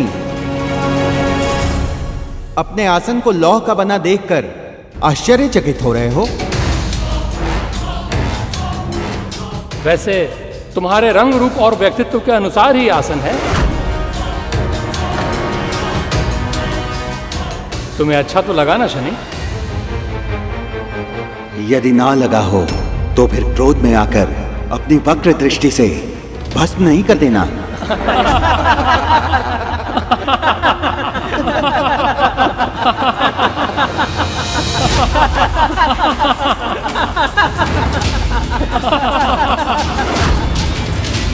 ये सब परिहास करते तो मैं भी इनके साथ हंसता, परंतु ये मेरा उपहास कर रहे हैं और आप मौन हैं। आपके इस दरबार में अन्य सभी स्वर्ण के सिंहासनों पर विराजमान हैं और मेरे लिए लौह का आसन। मुझे स्वर्ण से प्रेम नहीं है पिताश्री, परंतु सत्य, समानता और न्याय से है। और सत्य ये है, आज एक बार फिर आपने मेरी उपेक्षा की।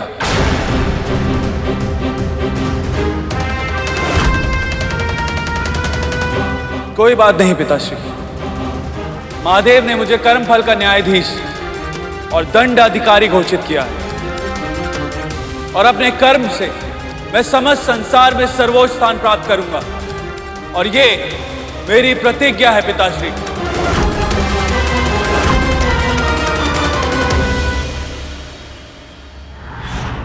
आपको दंडाधिकारी का कार्यभार सौंपा गया था शनिदेव, और जो दंड देते हैं उनसे सभी भयभीत तो होते हैं पर उनका सम्मान नहीं कर पाते, क्योंकि आपकी छवि ही ऐसी है कि आपके सामने आने के बाद सभी को अपने बुरे कर्मों की स्मृति सताने लग जाती है।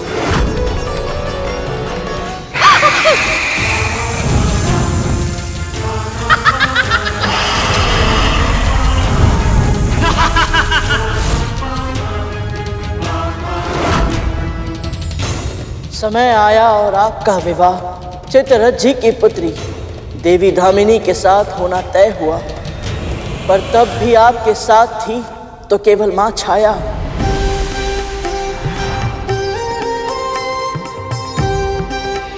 पिता का आगमन बस औपचारिकता के लिए हुआ, पर एक भी ग्रह आपकी प्रसन्नता में सम्मिलित नहीं हुआ। वो अपमान भी आपने जिया और देवी से गंधर्व विवाह किया।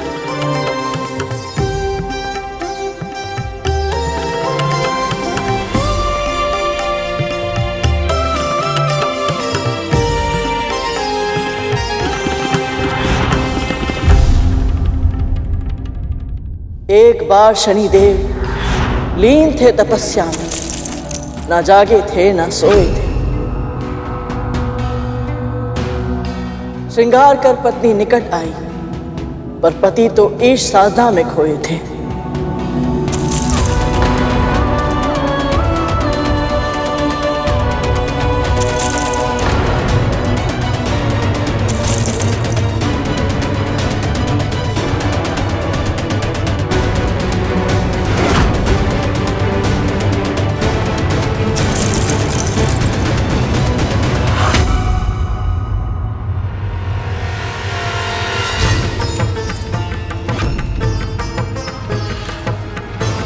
पत्नी अपने पति का ध्यान आकर्षित करने के लिए प्रयत्न करे और फिर भी उसका पति उससे उदासीन रहे।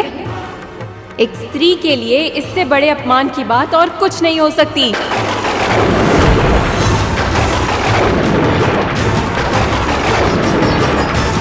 इतने उमंगों के साथ विवाह किया था मैंने आपसे। कल्पना भी नहीं की थी कि मेरी इच्छाओं का ऐसे दमन होगा। यदि आपके मन में मेरे लिए इतना भी प्रेम नहीं है कि एक बार अपने नेत्र उठाकर मुझे देख ही ले, तो क्या लाभ है ऐसे नेत्रों का? यदि 16 श्रृंगार करने के बाद भी आपकी दृष्टि मुझे नहीं देख सकती, तो व्यर्थ है ऐसा जीवन।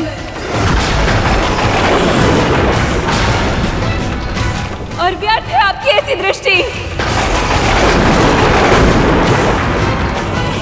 इसलिए मैं पतिव्रता धामिनी अपने सतीत्व के सभी पुण्यों को साक्षी मानकर आपको श्राप देती हूँ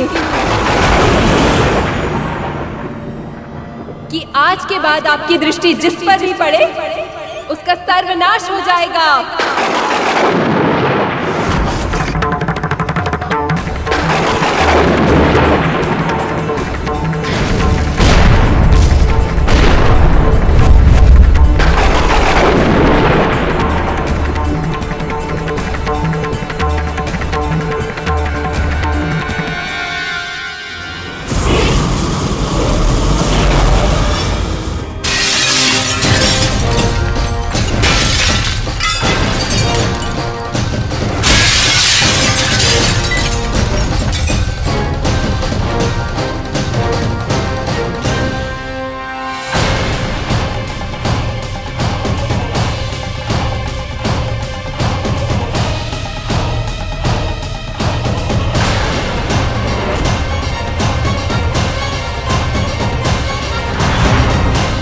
बस करो पुत्र, मुझे उस क्षण का स्मरण मत कराओ। क्रोध में आकर मैंने एक शिव भक्त की तपस्या को भंग करने का दुस्साहस किया था और उस पाप का फल मैं आज तक भुगत रही हूँ। अब चाहे कितने भी अच्छा क्यों ना हो, मेरे पति एक क्षण के लिए भी दृष्टि उठाकर मुझे देख तक नहीं सकते।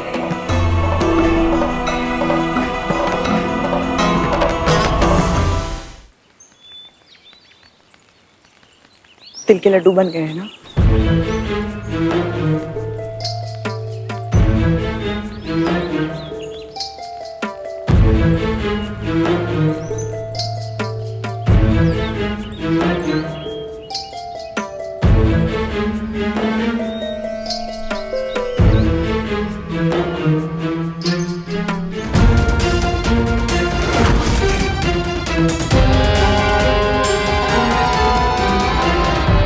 तुम दोनों के यहाँ खड़े रहने से तुम्हारे भाई वापस नहीं आएंगे। जाओ दान की वस्तु भी लेकर आओ, पूजा के बाद दान करना है। जी माँ, अभी लाए।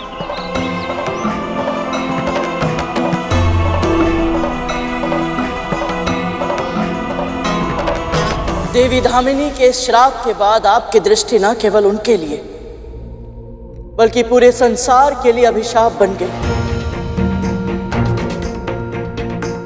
पिता की उपेक्षा, मां से वियोग और पत्नी के श्राप जैसे अनेक दुखों से उत्पन्न नकारात्मक ऊर्जा आपकी तपस्या के कारण तपोबल में बदल गई और उसी तपोबल का परिणाम है आपकी वक्र दृष्टि और उसका अद्भुत प्रभाव। अब ये दृष्टि जिस प्राणी पर पड़ती है उसकी दुर्गति निश्चित ही हो जाती है।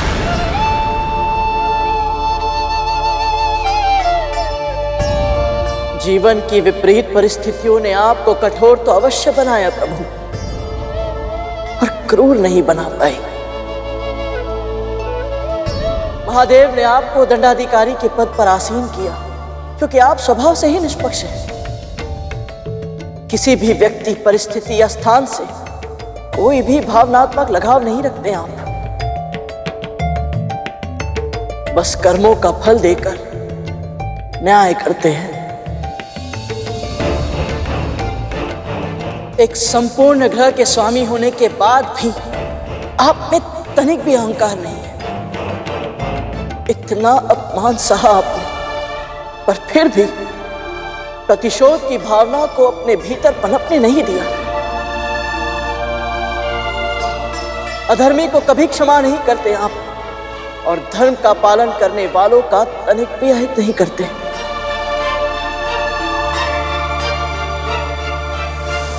आपकी वक्र दृष्टि प्रभावी है, बहुत प्रभावी है, पर उससे भी अधिक प्रभावशाली है आपकी कृपा दृष्टि। आपकी कृपा का आशीर्वाद जिसे भी मिल जाए उसे धन, धान, समृद्धि, ऐश्वर्य सब कुछ अपने आप मिल जाता है। इसीलिए मैं जानता हूं प्रभु, आप संकट कारक नहीं हैं। मैं आपको नमन करता हूं प्रभु।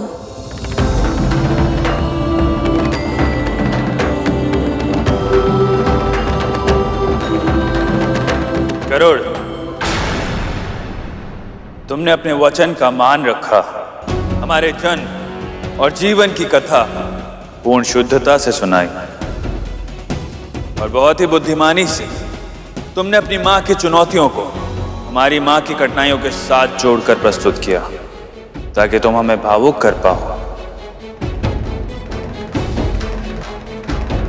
इससे एक बात सिद्ध होती, प्रारंभ में भले ही तुम मौन रहे हो, लेकिन वार्तालाप की कला में तुम पारंगत हो।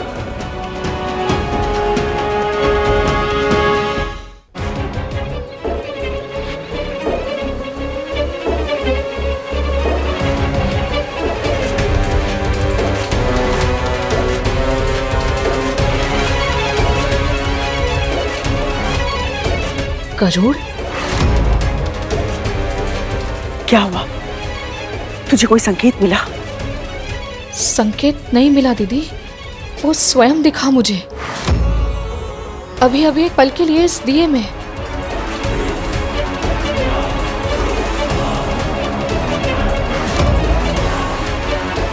और साथ में उसके नाग भाई भी थे। इस संकेत का क्या अर्थ हुआ? उन पर कोई संकट तो नहीं?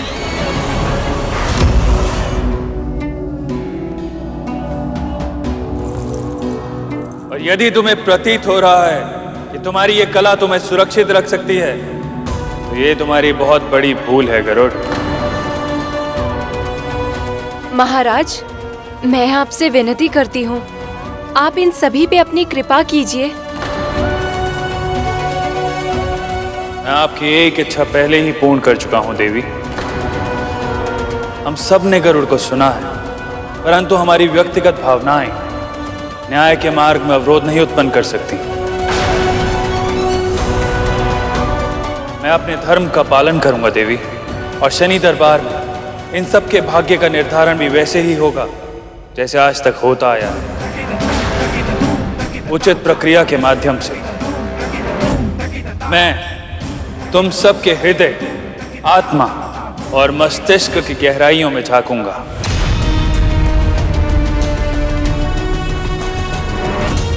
फिर मैं निर्णय लूंगा कि तुम क्षमा के योग्य हो या दंड के।